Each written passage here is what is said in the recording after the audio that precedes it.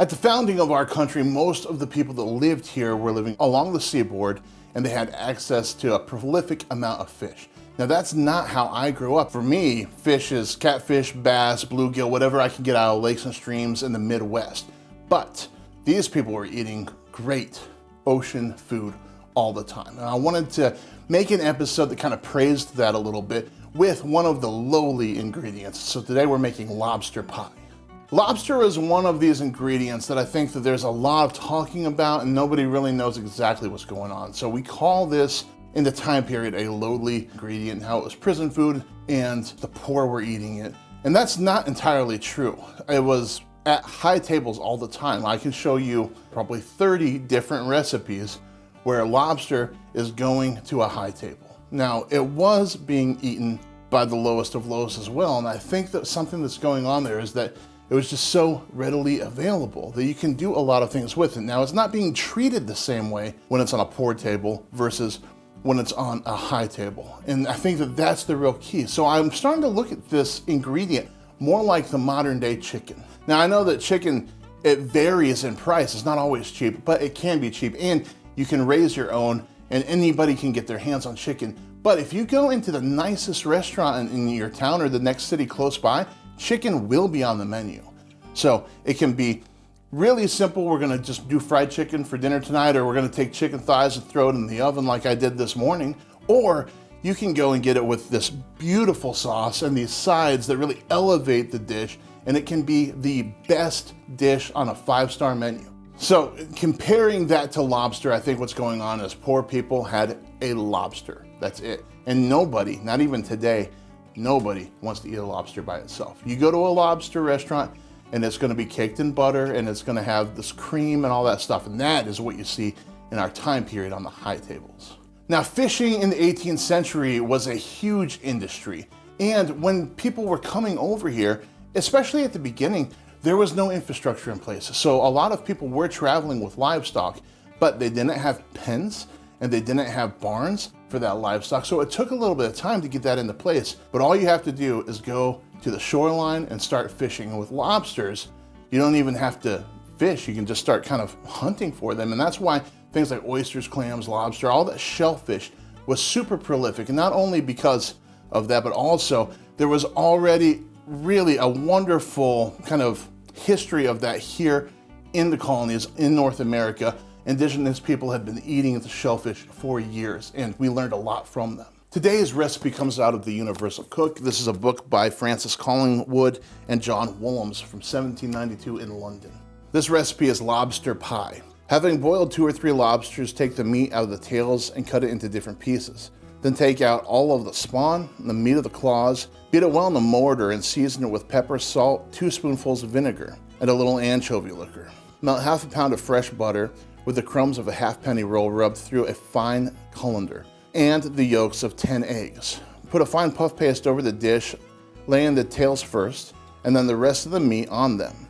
Put the lid on and then bake in a slow oven. This sounds like a super fascinating recipe. I haven't seen lobster in this sort of application before, but to do the recipe, the first thing you have to tackle is a puff paste.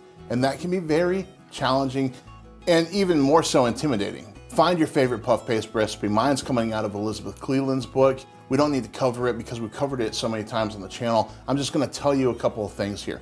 Now, number one, if you look up a modern puff paste, they want everything to be cold. And they do that with biscuits and that sort of thing too, but they want you to freeze the butter and grate it. Here in the German kitchen, we don't have that luxury. And with the heat index, it's around 108 degrees today. I'm really not sure how well it's gonna turn out, but we're gonna try it anyways and see. And the question now that automatically comes to my mind is, in the time period, would they have just said, well, it's not the right time of year, we can't do that? Or would they have tried it and fought the heat? Which is something fun to think about. And now I wanna go look through journals to see if I can find anything that points to that. So as you can see, our butter it's not cold at all. This is room temperature butter. I don't know if it's gonna laminate properly, and that's the whole thing about making a puff paste is that as you're working the butter into the dough, you continually fold it over and roll that in so that it kind of combines like that. And then what happens is when it's being cooked, the water evaporates out of the butter kind of oozes out and makes all of these little pockets in this puff that happens. I don't think that that's gonna work super well today, but we're still gonna give it a shot. So we're gonna have a cup of flour, we're gonna have a half a cup of butter, a little bit of water, and 1 egg. You wanna get your flour in a bowl with a little bit of that butter, probably an ounce or two, and some water, and just start working that together until it's kind of all clumped up, and then you can start working it with your hands. At that point, you have a ball of dough, and you're just gonna spread some flour out on the table, and you're gonna roll it out into a sheet. That's when you get the rest of your butter in there. And then you're gonna continue to fold it, roll it, fold it, roll it, until it's incorporated.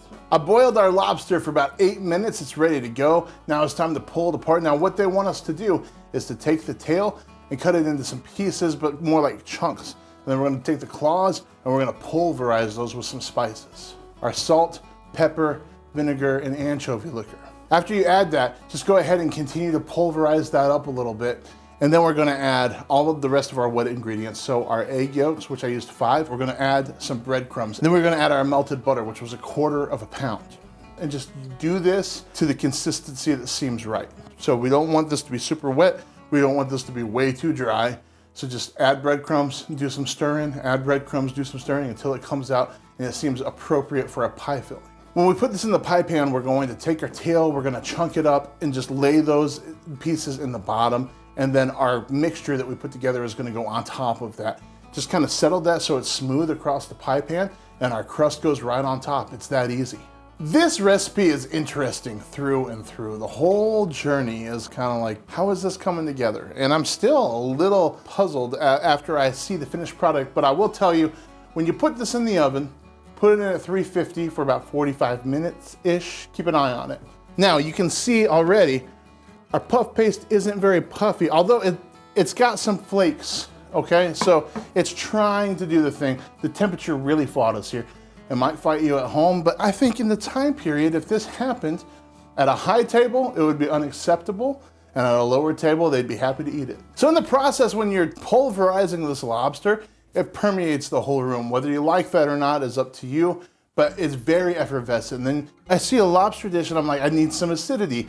Where's the lemon? But this does have some vinegar in there. So I think it's all gonna come together and do okay. We're gonna give it a shot and see.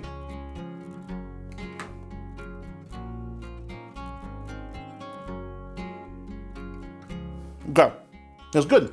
I think maybe I made it too dry. If you do this at home, make it a little wetter. But what's strange about this is we've got like bread on bread.